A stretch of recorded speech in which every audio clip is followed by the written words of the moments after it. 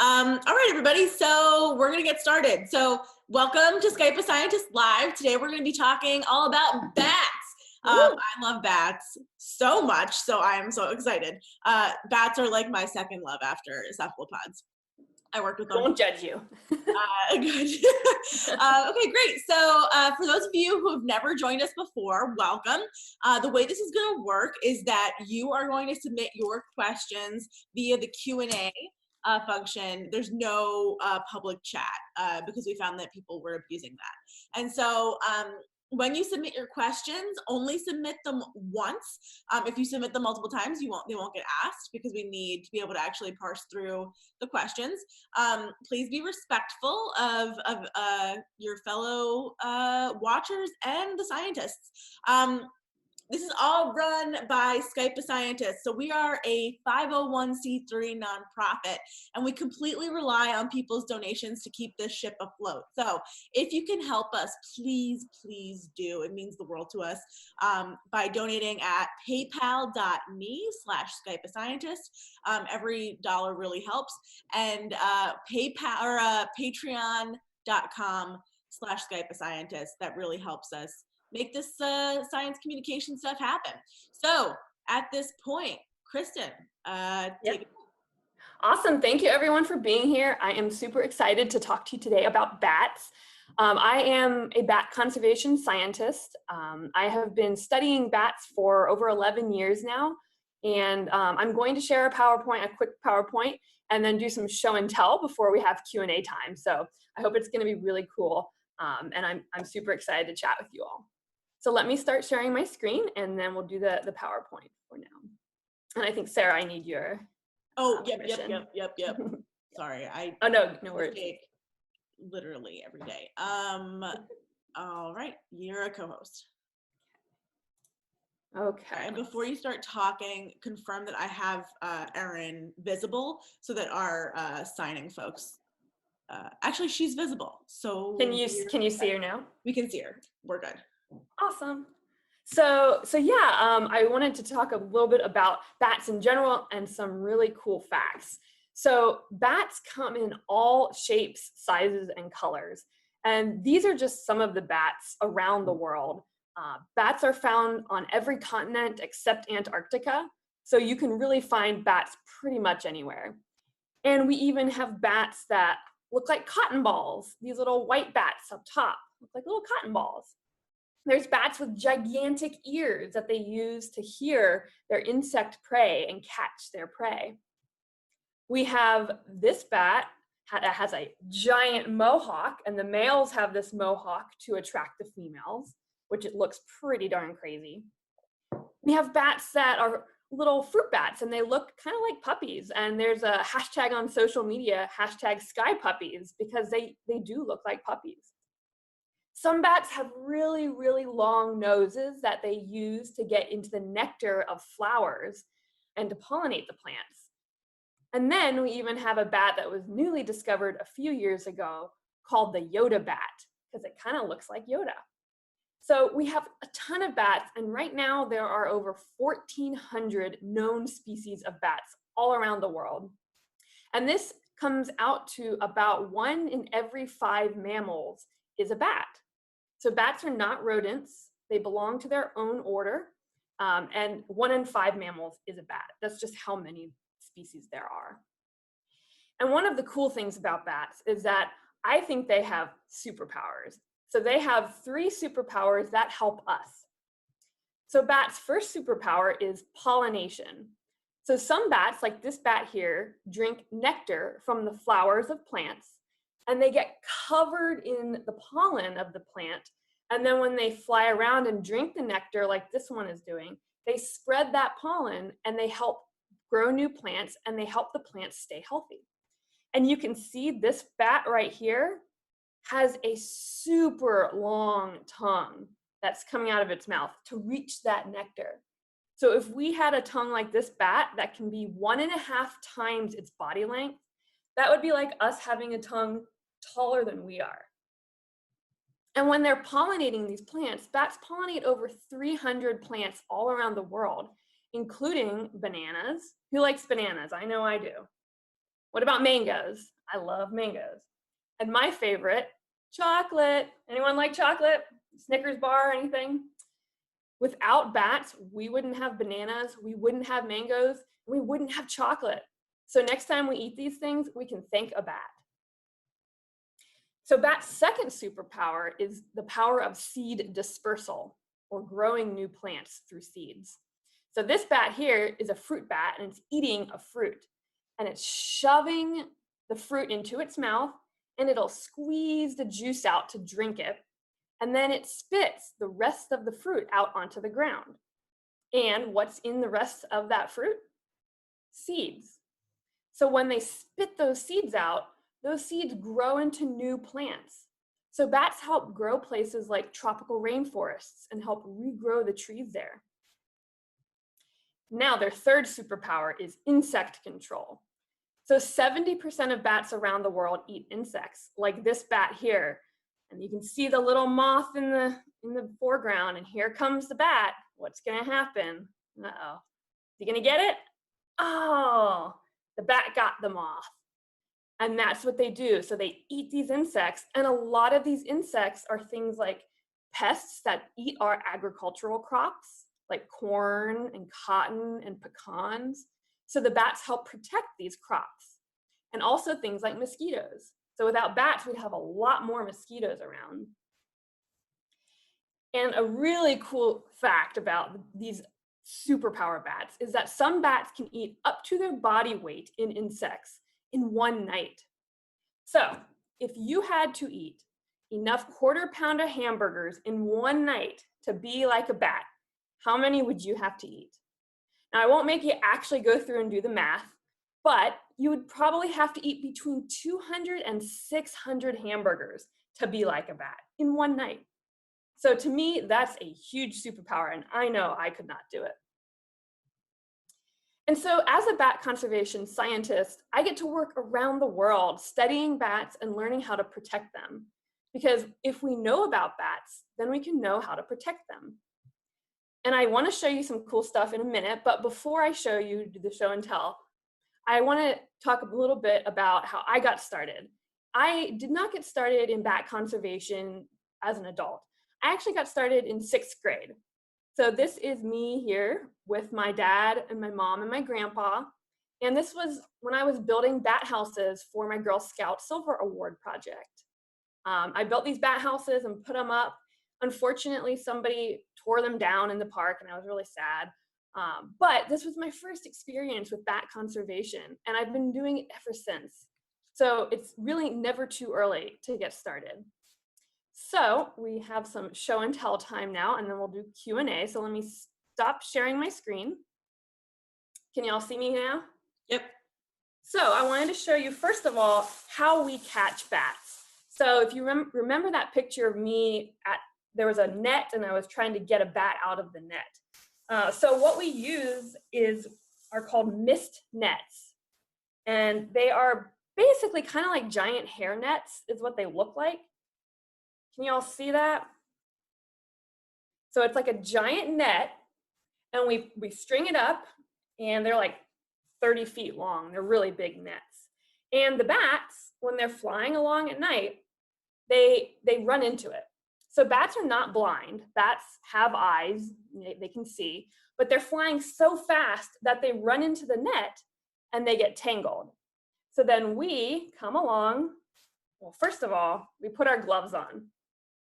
Because when we study bats, when you study wild animals, you want to wear gloves just to protect them and to protect us. So we put the gloves on, and then we take the bat out of the net. And then we get to figure out what species it is, what kind of bat it is. You can see it here. And the way we figure out the species and how healthy it is we do things like weigh it. So we're going to weigh the bat. So we would put it into a bag. Usually we use a cloth bag, but I just had a Ziploc for now. So we put it in the bag, and we use a little scale to weigh it, and we can see that this bat has numbers, and it's about 25 grams, so that's a pretty good healthy bat right there. And we take it out of the bag. We're always really gentle so we don't hurt the bats. And then we measure the forearm of the bat. So we use calipers, which are a special type of ruler, to measure how long the bat's forearm is. So we get that measurement, and then that's how we can tell what kind of species, what kind of bat it is. And then after we're done, we hold out our hand and it flies away and we let them go. So that's pretty much what we do. We figure out what species it is, how healthy it is, the age, if it's an adult or a baby bat. And that's how we keep track of populations of bats. And then one more cool thing before we do Q&A is I have some bat specimens here to show you, which are really cool. So I have these from a museum. These are real bats. They are taxidermied, so they are real though. And this right here is a big brown bat. And when I say a big brown bat, people think, oh, it's huge. But you can see it's no bigger than my hand. It's smaller than my hand. And the big brown bat is one of the most common bats across the United States. So if you're tuning in from anywhere in the US, you'll have these big brown bats. And we can see its anatomy. So you see this right here coming down. That's its tail. The bats have tails. And then this right here is the wing. It's folded up, so we can't see it out, but you can see the membrane of the wing right here. And then we have the little ears that they use to hear their echolocation. And they do have eyes. Like I said, all bats have eyes and all bats can see. And yeah, this is one of the most common bats. Another bat that's pretty common across the eastern US is the red bat. And you can see it's a little smaller. And the cool thing about the red bat is look at its tail membrane. Can you see it's covered in fur? Can you see how much fur there is compared to this one on its tail membrane? That's because big brown bats roost inside places like trees or inside buildings, whereas red bats just hang from the tree leaves. They're just outside in the leaves. So it gets really cold out there and it gets wet. So they use these tail membranes and they fold them. You can see they fold them over their head, like it's called a butt blanket. That's what we call it, a little butt blanket to keep warm at night, or during the day, I guess, when they're sleeping. And then this is my favorite, one of the bats that I have. This is a Mexican free-tailed bat, and it's across the eastern or southern part of the US. And again, you can see its tail, and it's called a free tail because the tail is free of the membrane, it's sticking out. But this bat is really cool because it is the fastest animal flyer in the entire world in straight flight. It's the fastest animal. So a peregrine falcon, that's a bird of prey, can dive at about 200 miles an hour, which is really fast because it's in a dive. Any guesses on how fast this little bat can go when it's flying straight? I know we can't really do answers, but think of a number. 100 miles an hour. This tiny little bat can fly. So the next time you're on the highway, you're driving in your car about 60 to 65 miles an hour, this bat is going a lot faster than you are. And look how tiny it is.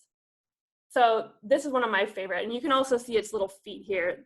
Bats have the same digits, so the same toes. They have 5 toes just like we do. And they have 5 fingers just like we do. So I want to open it up for questions because I'm sure you all have lots of good questions. All right, here we go. That was awesome. Thanks for sharing that. Thank you, yeah. So what part of the bat uses echolocation? Great question. So most of them echolocate out of their mouth. So it's like when you scream, when you yell, same thing that the bat's doing. And so they collect it, it comes back to their ears, just like we hear the echo in our ears. Great question. Cool. Do some people eat bats? Some people do eat bats. So not here in the US, it's not part of our culture, but in other parts of the world, people do eat bats, and it has been part of people's culture for a long time. So yeah, people do eat bats, and that's not necessarily a problem. It's just if you eat a ton of them, just like if you cut down a ton of trees, that can be a problem. Cool. Great question. Why do bats sleep upside down? Oh, why do they sleep upside down? You know, I don't think we know for sure, but one of the things that I've read is that hanging upside down allows them to sleep in places that other animals can't. So like they can hang on a wall, and that means that they can be in places like caves where probably a lot of predators can't reach them. So I think it's one way to stay away from predators and to roost in places that they can't reach. Great Cool. question. So we've got Catherine asking, we have a lot of mosquitoes. We live by a ditch. We're thinking about having a bat house, but some people are afraid about rabies. Do you have any advice on how to make a successful bat house? And maybe tell people that. Absolutely. So for the rabies, less than 0.5% of bats are estimated to have rabies. So it's a super low percentage of bats and wildlife in general that have rabies. And with bats, you're actually probably less likely to encounter a rabid bat than, for example, a rabid raccoon or something that's more out and it's a bigger animal, because bats, they tend to just fly away. And so, yeah, rabies is not a huge issue. It's super low prevalence in the US. And with bat houses, I actually have one here to show you.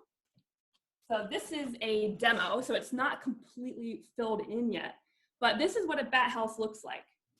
It's kind of a thin house. You can buy different chambers, and this one has 2 chambers. So can you see up in there, there's 2 different rooms, just like you have maybe 2 bedrooms in your house. And so what happens is the bats come, they fly, and they land on this, and then they crawl up inside there and sleep during the day. And these are super easy to make. So this one is from a company that makes kits. So they provide the kit for you, all the materials you need. You just need a drill, and it's like 15 minutes to put together. And I've done it with kids, so it's super easy. Awesome. And Habitat for Bats is this one came from. Habitat for Bats? Yeah, Habitat for Bats. Yep. Thanks. So could you tell us a little bit about what white nose syndrome is and what bats are affected by it? Yeah, so white nose syndrome is caused by a fungus. And so this fungus grows on the noses, the ears, and the wings of the bats when they're hibernating. And it's kind of like something like poison ivy, where it starts, itching your skin and irritating. So the bats wake up during hibernation, and it's the middle of winter, and they get hungry. Their energy is revved up. So they fly outside of the cave looking for insects to eat, and it's either there's no insects because it's too cold. So they either freeze to death or they starve to death. And it's really bad. It started in New York State in 2006 and has spread across the US and Canada since then. And it can kill up to 99% of a colony. So it is really bad. Some of the bats that were most common across the US, like the little brown bat, is now being considered, and I think is listed as endangered on some state endangered species lists because it has been hit so hard by white nose. So yeah, it's this fungus that spreads to other bats, and it is really bad. But there's a lot of research going into how to stop the fungus or how to treat bats. So there is hope. Thanks. Have you ever seen a vampire bat? I have. I've actually held one. When I work in Mexico right now for my PhD work, and yeah, we've caught vampire bats in those mist nets that I showed you, and they're really cool. I actually think they're really neat. They're very strong bats because they can run on the ground, which is, if you ever get a chance, go to YouTube and Google vampire bat on treadmill, and you can see it running on a treadmill. So yeah, they're really cool bats. I think they're pretty neat. Do you know why so many people think that all bats suck blood? Yeah, I think that's kind of 2 reasons. One is because bats are out at night, right? So they're mysterious. We can't see them, and so people are kind of already afraid of them. But then you have movies and culture like Dracula kind of perpetuating that myth about all bats sucking blood, and they don't. So only 3 vampire bat species exist in the world out of over 1,400 species. Only 3 of those are vampire bats. So wow. And they don't like latch on and suck blood like in the movies. They just make a cut in like usually the hoof of a cow, for example, and just lap up the milk. Or not the milk, the blood. The blood, right. Lap up the blood. Like a cat laps up milk. Yes. Great. Yep. Can bats talk? Ooh, they can in a way. So they actually are very social. So these bats that I showed you, the Mexican free-tailed bat and the big brown bat, they live in big colonies together, big groups, and they do talk to each other when they're in their roost. They chirp, they chatter, and they do talk about. They fight about food. They fight about things. They bicker. Yeah, just like we do. Cool. So let's say you put up a bat box in your house, or not in your house, outside your house, but the bats just aren't coming. Is there a way to make your bat house more bat friendly, more attractive to bats? Yeah, that's a great question. So the best thing you can do, there's two good things. Is one, put up a good bat house. So basically, the more chambers the bat house has, the better. The one I showed had 2 chambers. Usually I like to put ones that have 3 chambers or more, because that makes it more appealing to the bats, because they can move rooms if one gets too cold or one gets too hot. So get a good bat house. And then the second thing is location. It's all about location. So you want a nice sunny spot. It's going to get about 6 hours of direct sun every day. You want it to be pretty high off the ground. I say about at least 12 feet off the ground from the bottom, but higher the better. And yeah, if you don't get bats after a while, if you can, move it to a new location and try it that way. And it can take several years for them to move in. So patience is key. Yeah. Well, white nose syndrome only affects bats, right? Not people? Correct. We can carry the fungus on our clothes and things, but we don't get sick. Yeah. Cool. About how many babies does a bat have? Ooh, I'm glad somebody asked that. So bats are really special because, like I said, they're not rodents. But they are similar size, and rodents have litters of like 12 babies at a time. Bats only have 1 baby a year, and that's it for the most part. The red bat here can have twins or triplets sometimes, but bats only reproduce 1 time a year and have 1 baby. And that's why if something happens to the population, it's really hard to recover the population, because they're just so slow to reproduce. Yeah. How long do bats live? Oh, another great question. So we don't know for sure, because it's really hard to study wild bats, but somebody I think it was in the 60s, it was a long time ago, caught a bat in Siberia. And then 41 years later, another research group caught that same bat. And they knew that because the first person had tagged the bat, had put a little unique tag on it. So 41, and it was an adult when they first caught it. So these little bats, some can live 40 years or longer, which is crazy. These bats, we think, like the big brown, about 10 years probably, which is pretty long for a small mammal. Right. Can bats jump? Ooh, so kind of. So the vampire bats, like I said, when they can run, and yeah, the vampire bats can jump when they're on the ground. Most bats can't walk on the ground, so most bats cannot jump. Okay. Can bats smell? Yes, bats can definitely smell. They have noses just like we do. And those fruit bats and the nectar bats that I showed you pictures of, they have really big noses because they use that to smell the fruit to find it. Cool. So how long after birth are bats able to fly? Great question. So about 6 weeks or so, about a month and a half. The mom will go out and feed the baby, come back with milk. They're mammals, so they feed their babies milk. And then the baby will start stretching its wings over time and eventually fly. And they usually fly with their moms for a while. Cool. What are the best places in the US to see bats in the wild? If you can, go down to Texas, because Texas has some really amazing bat colonies. So they have the Mexican free-tailed bat, and in Bracken Cave near San Antonio, Texas, there is the largest colony of any mammal in the entire world, and it's a colony of these guys. And there's about 15 to 20 million Mexican free-tailed bats in this cave, and they all come out, and you can see them coming out, and it's amazing. And also Austin, in Austin, Texas, the Congress Avenue Bridge has about 1 million Mexican free-tailed bats, and it's a huge tourist attraction. during the summer. Whoa. But yeah, all across University of Florida has giant bat houses that has like 40,000 bats in it. So yeah, there's lots of places across the US that you can go see bats.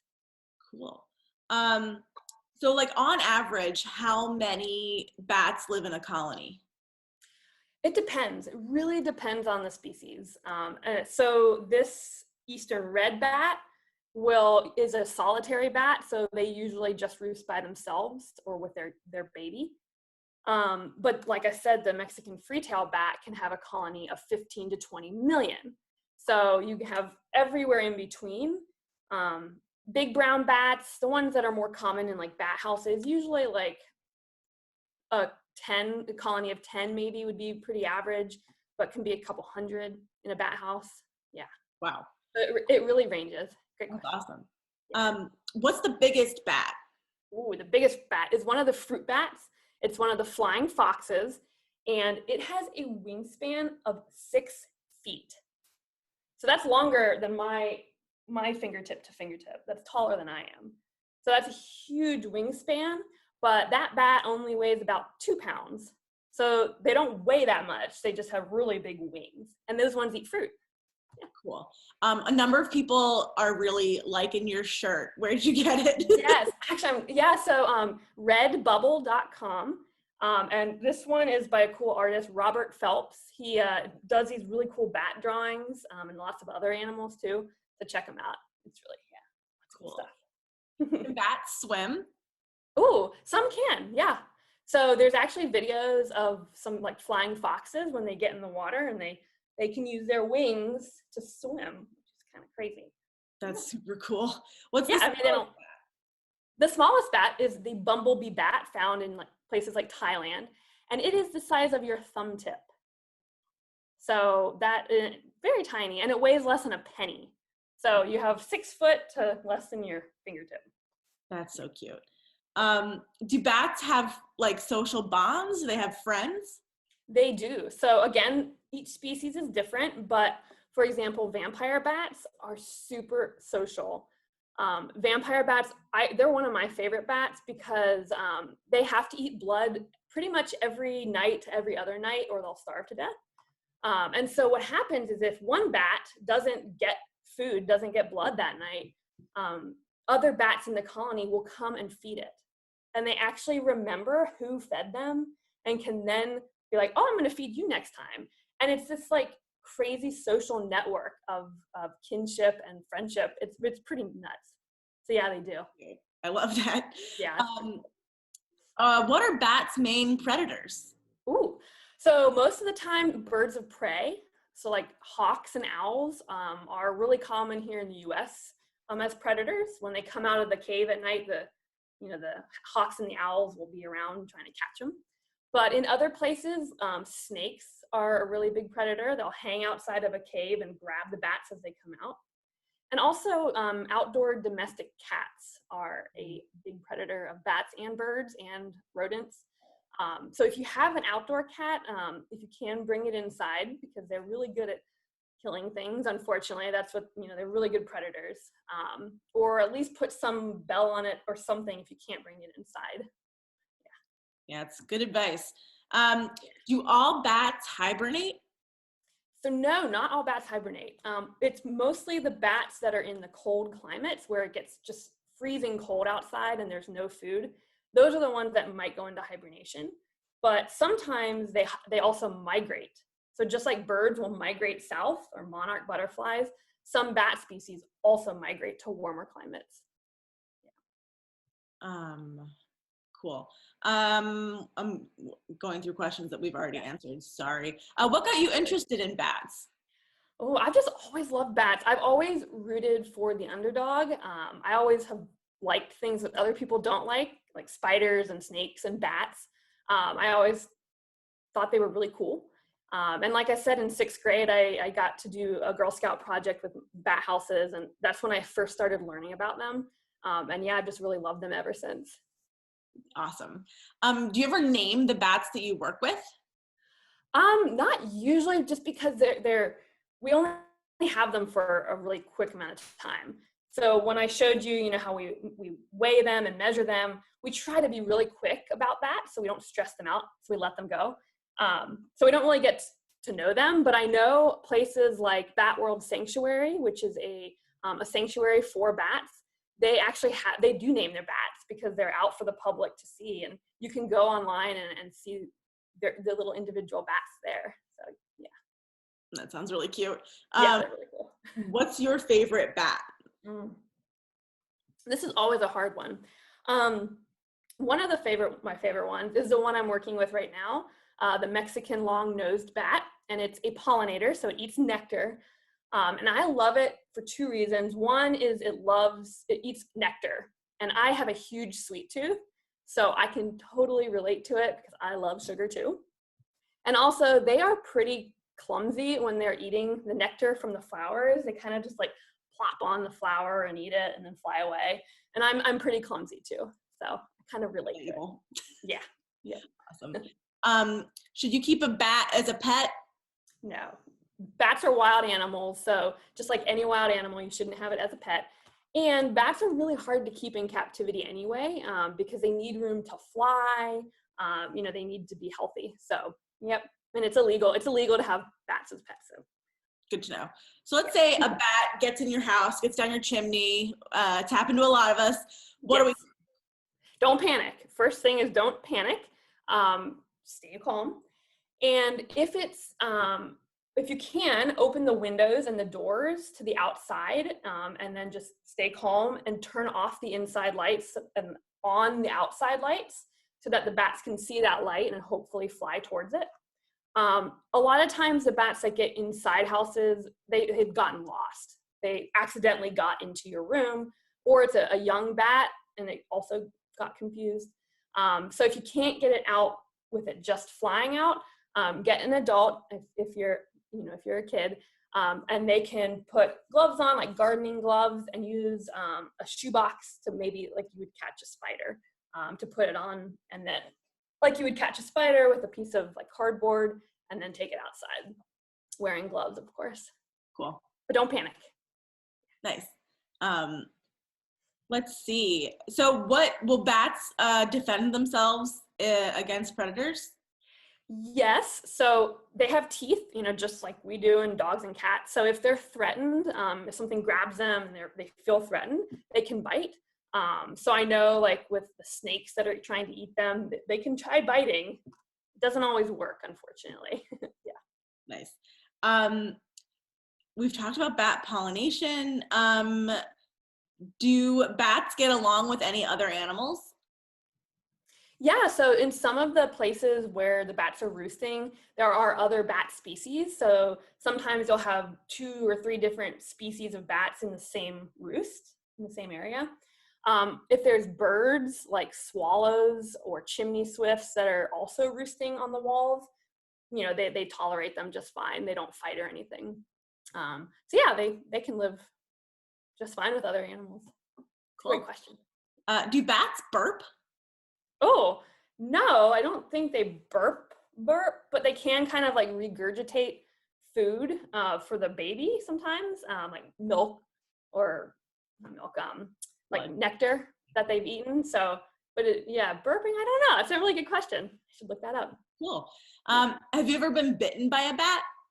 I have a couple times, but we always, like I said, we always wear gloves. And usually I wear, under these gloves, I wear like golf gloves or thicker gloves so that the bats can't really bite through them. But occasionally you'll get like a prick from the tooth, but I've never had blood drawn because, we're trained how to hold them. Yeah. I got bitten by bats when I worked with bats all the time. Yeah. And it's it's not that bad. It's like a puppy bite. It's not. Exactly. It's like, not too bad. Not the one I work with. But I was going to be vaccinated, as I'm sure you are too. Yes, of course. Yeah. At what time of night do bats wake up? Oh, that's a great question. So each species is different, but a lot of bats come out when it's just starting to get dark. So that kind of twilight time. The red bat here actually is really, really well known to come out even before it gets dark. So sometimes you'll see these red bats flying around before sunset. The early bird gets the worm. I guess the early bat gets the moth. in that case. But yeah, usually around sunset or when it's starting to get dark. So if bats are hanging upside down, how do they poop? That's a good question.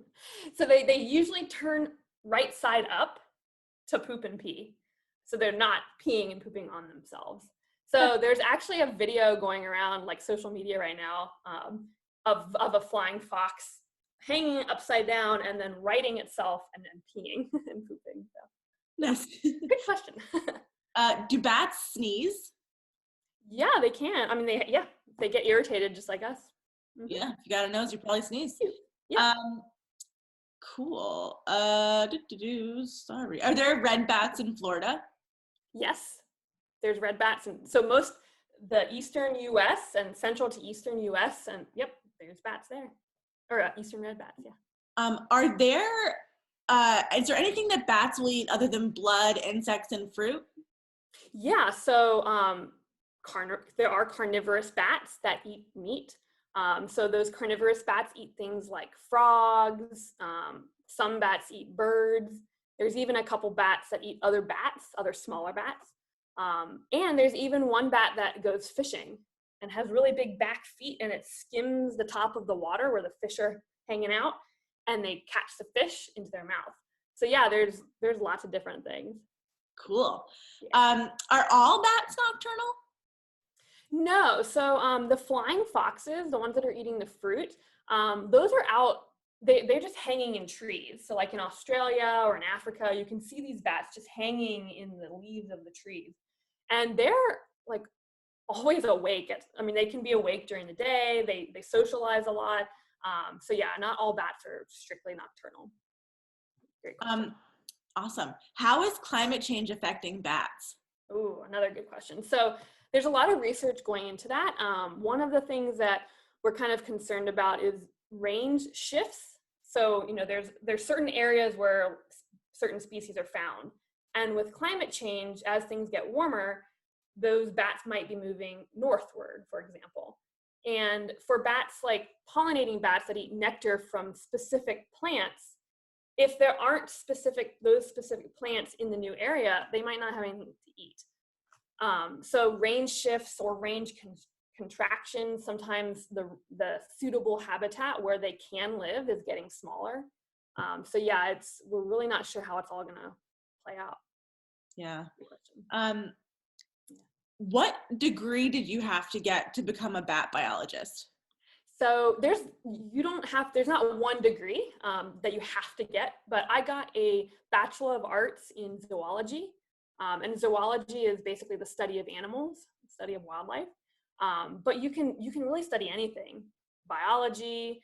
You could even study like chemistry, and then eventually go into learning about bats. So, yeah, you're not limited. Good advice. Are you ever worried about getting viruses from bats? No. So that's a great question with everything that's going on now.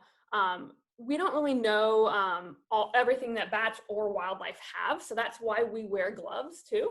It's to protect the bats and to protect us from getting anything from them. And so we're always very careful when we're around bats and other wildlife when we study them.